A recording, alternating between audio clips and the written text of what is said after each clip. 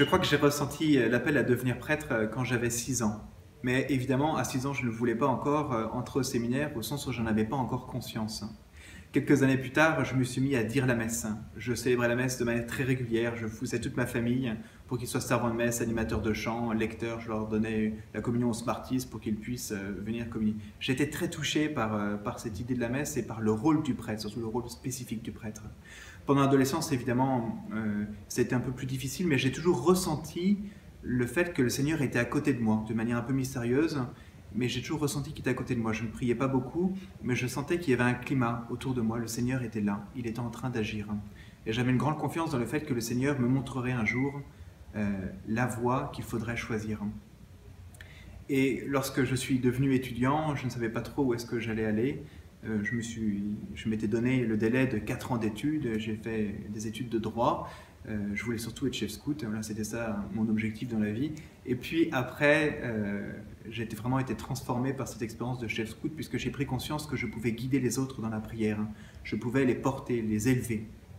Et alors que je renaclais un peu à l'idée de passer enfin à la vraie question, est-ce que je veux entrer au séminaire ou non, je me suis lancé un défi de tenter plein de concours sans les préparer. Voilà, j'étais en 4e année de droit, je me suis dit le Seigneur va faire quelque chose. Je ne préparais rien, le Seigneur devait agir.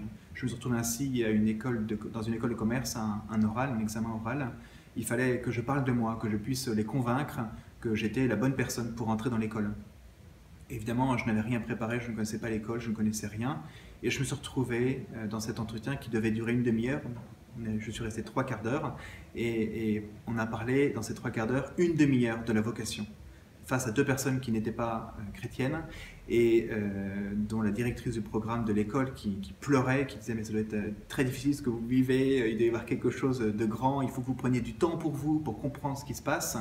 Et moi qui étais atterré de voir que j'avais ce désir en moi de rencontrer le Seigneur, que j'avais jamais osé franchir la porte du séminaire et que c'est là, dans cet entretien d'école de commerce, l'endroit où il faut vraiment faire le fier, que je m'écroulais et que je révélais pour la première fois que je voulais devenir prêtre. Quelques semaines plus tard, ça a tellement été fort ce choc, cet entretien, que quelques semaines plus tard, je rappelais mon père spirituel avec lequel je cheminais déjà depuis 4 ans et je lui ai dit ça y est, je vais entrer au séminaire, je veux devenir prêtre. Ce n'est pas vous qui m'avez choisi, mais moi je vous ai choisi, et je vous ai établi, afin que vous alliez, que vous portiez du fruit, et que votre fruit demeure.